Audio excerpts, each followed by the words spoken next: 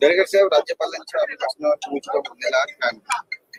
मला वाटतं राज्यपालांचं अभिभाषण म्हणजे राज्याचे लोकप्रिय मुख्यमंत्री देवेंद्र फडणवीस साहेब यांच्या त्या ठिकाणी कामाचा रोडमॅपच त्या ठिकाणी होता आणि महाराष्ट्र आता थांबणार नाही अशा प्रकारचं जे देवेंद्रजींनी सांगितलं त्याचं प्रत्यंतर या ठिकाणी राज्यपालांच्या अभिभाषणात होतं, ज्याचा तपशीलवार उल्लेख या ठिकाणी मी आज राज्यपालाच्या अभिभाषणावर अभिनंदन करताना केला।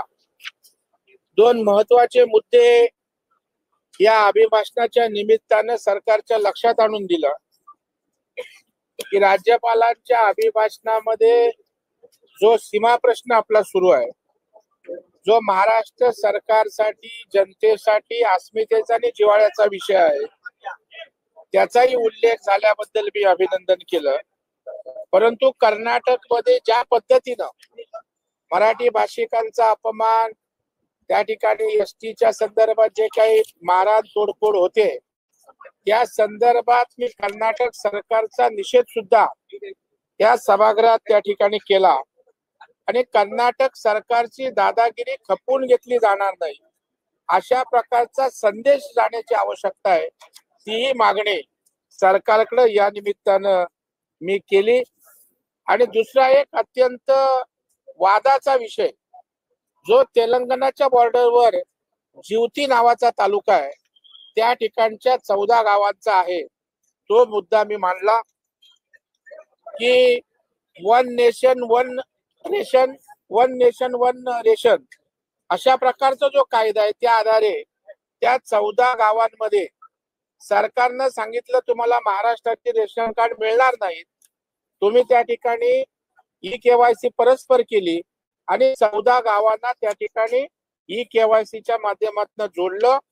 ज्या 14 गावांना महाराष्ट्रामध्ये असल्याचा सर्वोच्च न्यायालयानं त्या ठिकाणी निर्णय दिला, तथापि ती दंडेलशाही तेलंगणा सरकारची जी आहे त्या 14 गावामध्ये राहणारी लोक ही मराठवाड्यातली मूळची मराठी आहेत आणि त्याच्यामुळे त्यांची इच्छा महाराष्ट्रात राहण्याची आहे, तर त्याही संदर्भात तेलंगणा सरकार जर त्या ठिकाणी अशा पद्धतीने दादागिरी करणार असेल तर तातडीनं आपल्या सरकारनं पावलं उचलावी म्हणून मागणी केली। गुंतवणुकीच्या बाबतीत कसा महाराष्ट्र पुढे आहे, देवेंद्रजींनी दावोसच्या माध्यमातून किती गुंतवणूक आणली हेही त्या ठिकाणी सांगितलं, मुख्यमंत्री युवा कार्यच्या माध्यमातून किती रोजगार उपलब्ध होतोय तेही या ठिकाणी सांगितलं। आणि सगळ्यात एक महत्वाचा मुद्दा जो महाराष्ट्राच्या अस्मितेशी निगडीत आहे की मराठी भाषेला अभिजात भाषा देण्याचा जो केंद्र सरकारनं 3 ऑक्टोबर 2024 ला निर्णय घेतला आणि त्यामुळे मराठी माणसाचा, मराठी भाषेचा, महाराष्ट्राचा सन्मान त्या ठिकाणी झालेला आहे। आणि म्हणून देशाचे पंतप्रधान नरेंद्र मोदी साहेब, गृहमंत्री अमित भाई शाह आणि राज्याचे मुख्यमंत्री सन्माननीय देवेंद्र फडणवीस साहेब यांचं सुद्धा अभिनंदन सभागृहात या निमित्तानं या ठिकाणी केलं। कारण आता संस्कृत, कन्नड, तेलुगू, मल्याळम, त्या ठिकाणची ओडिया, बंगाली, पाली आणि प्राकृत या 7 भाषांमध्ये आपली माय मराठी आज त्या ठिकाणी जाऊन बसणार आहे त्यांच्या पंक्तीत आणि त्यामुळे मराठीचा प्रचार प्रसार करण्यासाठी सरकार उपाययोजना करतंय, त्याचाही गौरव या ठिकाणी केला। आणि शेवटच्या काही सूचना या निमित्तानं मराठी भाषेच्या निमित्तानं मी राज्य सरकारला केल्यात की महाराष्ट्रात व्यवहाराची भाषा ही मराठीच असली पाहिजे, याकरता काय करायचं याचा आराखडा मराठी भाषा विभागानं तयार करावा ही मागणी मी केली। दुसरं, शिक्षण, प्रशासन, न्यायदान, उद्योग व्यवसाय, माहिती तंत्रज्ञान, सेवा क्षेत्र यामध्ये मराठी भाषेचाच वापर होईल या उपाययोजना करण्याची मागणी केली। आणि इंग्रजी शाळांचं आकर्षण या ठिकाणी वाढत असताना मराठी शाळांची विद्यार्थ्यांची संख्या दिवसेंदिवस त्या ठिकाणी घटते आणि म्हणून मराठी शाळांचं आकर्षण वाढण्यासाठी उपाययोजना कराव्यात, त्यासाठी एखाद्या तज्ञांची समिती नेमावी अशी मागणी त्या ठिकाणी केली.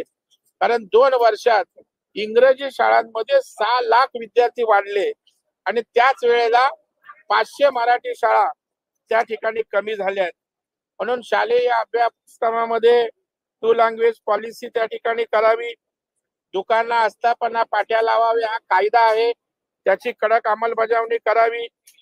केंद्रीय विद्यालयात CBSE असेल, ICSE असेल, पहिलीपासून मराठी सक्तीनं शिकवली जावी आणि दुकानं, हॉटेल, आस्थापना या ठिकाणी गावाची ओळख त्या ठिकाणी व्हावी म्हणून पाट्या लावाव्या असा निर्णय सरकारचा नियम आहे, परंतु त्याची अंमलबजावणी होत नाही.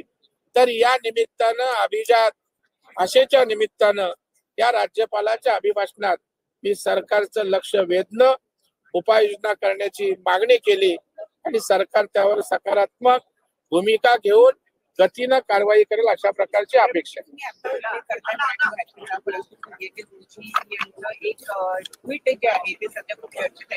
मराठी ही मुंबईची भाषा नाही, कुठली भाषा बोलली जाऊ शकते. घाटकोपरची भाषा गुजराती आहे असं त्यांचं एक भाषणातलं वक्तव्य ट्विट करण्यात आलं आणि त्यावरून आता गदारोळ सुरू आहे. मला याची कल्पना नाही, पण महाराष्ट्रामध्ये मराठी भाषेला अभिजात दर्जा दिल्याचा आनंद अभिमान आहे आणि त्याच्यामुळे महाराष्ट्राची भाषा ही त्या ठिकाणी निश्चितच मराठी भाषा आहे, यामध्ये दुमत असायचं काही कारण नाही.